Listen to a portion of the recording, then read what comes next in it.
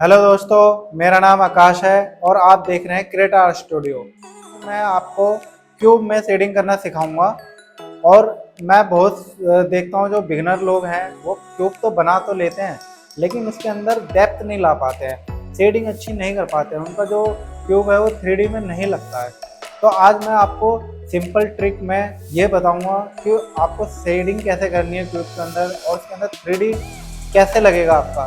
तो आज मैं ये सिखाऊंगा। आज छोटा सा सीक्रेट बताता हूँ आप लोगों को। कोई भी ड्राइंग तब तक रियलिस्टिक नहीं लगती है जब तक उसमें लाइट और शेडो। जब हम बना रहे हैं सिंपल एक लाइन आप ऐसे खींचिए, ठीक है, ऊपर की तरफ, फिर एक लाइन नीचे,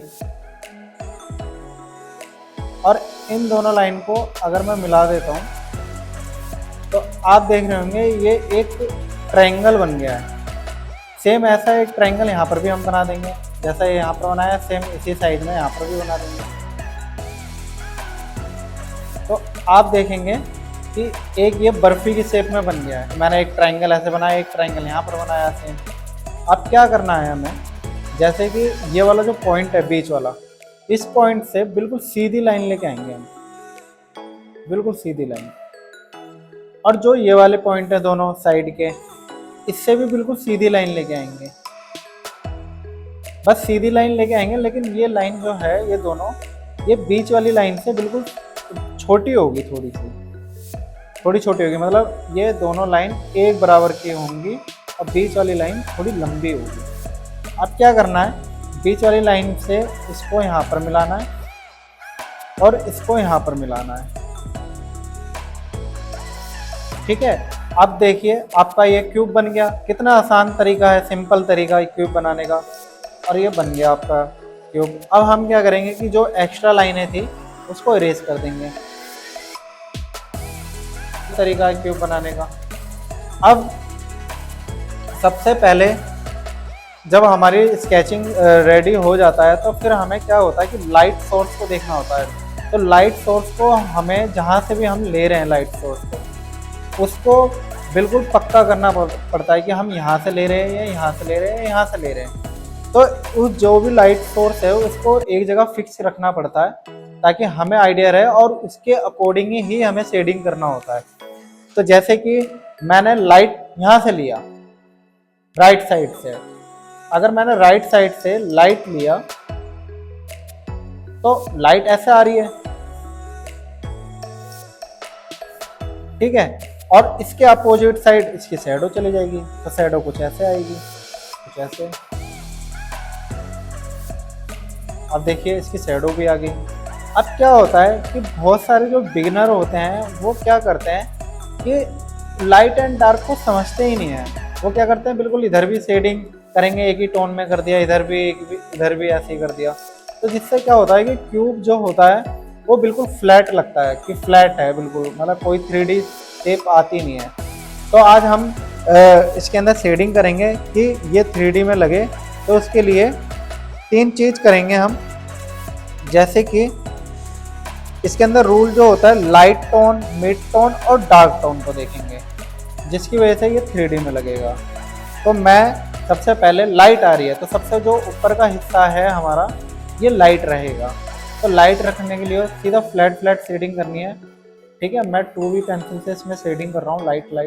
ये देखिए बहुत लाइट, बस सिर्फ पेंसिल पे ज़्यादा प्रेशर ना करें, वह हल्का रखें ताकि ये एकदम लाइट रहे। लाइट शेडिंग करें इसके अंदर, बिल्कुल लाइट पेंसिल पे कंट्रोल बना के और लाइट शेडिंग करते रहें।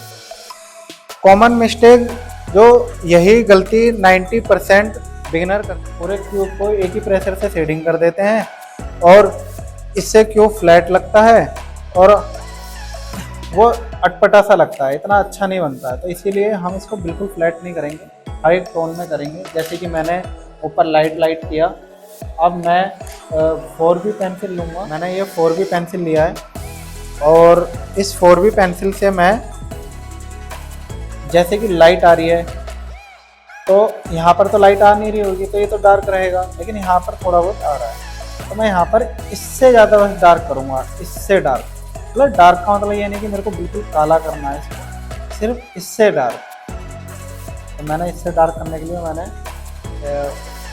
4B पेंसिल लिया है और उस 4B पेंसिल से मैं धीरे धीरे इस पर लाइट लाइट शेडिंग कर रहा हूँ।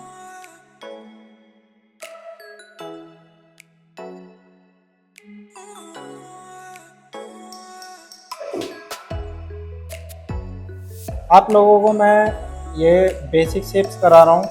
अगर हमारा बेसिक्स शेप्स बिल्कुल परफेक्ट हो जाता है, इस पे हमारे बेसिक शेप्स पे अच्छे से कमांड हो जाता है, तो हमारे लिए आगे आने वाली जो चीज़ें ड्राइंग होती हैं बहुत फिर इजी हो जाता है। तो इसीलिए पहले अपना बेस को इतना स्ट्रॉन्ग कर लीजिए कि आपको किसी भी चीज़ की दिक्कत ना हो। किसी भी शेप्स की हम बनाते हैं तो उसकी ड्राइंग हम एकदम से पकड़ लें, लाइट एंड डार्क को एकदम से देख लें, है ना। तो जिससे कि हमें ज़्यादा हमारी जो ड्राइंग बनाएंगे उसमें गलतियाँ नहीं होंगी। तो इसीलिए बेसिक शेप्स बहुत ज़रूरी है, क्योंकि हमारा बेसिक जितना स्ट्रॉन्ग रहेगा उतना ही हम आगे ड्राइंग अच्छी बना पाएंगे। तो ये देखिए मैंने बिल्कुल फ्लैट फ्लैट इसके अंदर शेडिंग कर दिया है। अब मैं क्या करूँगा, बताया था कि ये तो बिल्कुल बैक है, तो बैक में तो बिल्कुल शेडिंग मतलब लाइट जा ही नहीं रहा है, लाइट नहीं जा रहा, तो क्या होगा, वो डार्क होगा। तो डार्क का मतलब फिर से मैं यही बोलूँगा कि डार्क का मतलब ये नहीं कि हम इसको एकदम पेंसिल दबा के इतना चलाएं कि वो काला ही हो जाए। बस हमें इससे डार्क रखना है, इन दोनों से, कि ये अलग लगे। तो मैंने ये शेडिंग करना स्टार्ट किया।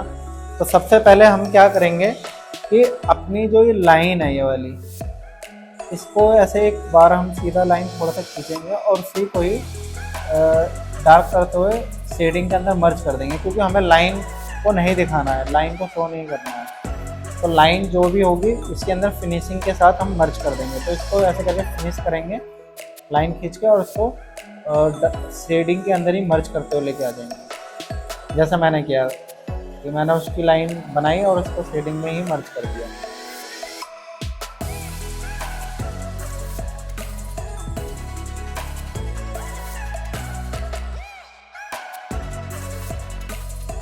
फ्लैट जैसे कि देखिए मैंने ये किया है। अब देखिए मैंने यहाँ पर एक लाइन बनाई, फिनिशिंग किया, और इसको मैंने इसी क्यूब के अंदर तो पीछे बैकग्राउंड में मर्ज कर दिया लाइन को।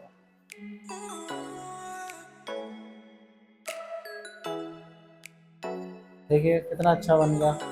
अब ये तीनों टोन अलग देखिए, जैसे लाइट टोन, मिड टोन और डार्क। तो मैं ये शेडो को डार्क कर रहा हूँ। तो आपको पता ही है कि बिल्कुल ऑब्जेक्ट के नीचे ऐसे डार्क लाइन खींचेंगे, बिल्कुल डार्क लाइन, और उसको आगे ले जाते हुए लाइट में मर्ज कर देंगे। तो जैसे कि मैंने यहाँ पर देखिए ये डार्क लाइन खींचा। अभी मैं 8B पेंसिल का इस्तेमाल कर रहा हूँ शेडो बनाने के लिए। तो मैंने ये डार्क लाइन खींची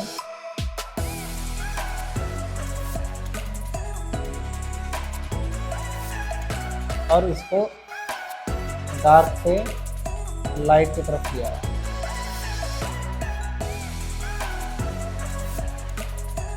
इसी के साथ मैं अपनी क्लास एंड करता हूँ। अगर आपको ये क्लास पसंद आई है तो प्लीज़ लाइक एंड सब्सक्राइब ज़रूर करें और कमेंट करें कि मैं नेक्स्ट क्लास में आप क्या सीखना चाहते हैं मेरे से। तो आप कमेंट करके मुझे बताइए। आपका कमेंट और आपके लाइक से ही मुझे मोटिवेशन मिलता है, जिसकी वजह से मैं और भी क्लासेस लाऊंगा, आपको एक नई नई चीज़ और नए नए ट्रिक्स, सिंपल ट्रिक्स मैं बताऊंगा। जैसे कि आज मैंने एक सिंपल ट्रिक में आपको क्यूब बनाना सिखाया है। Thank you.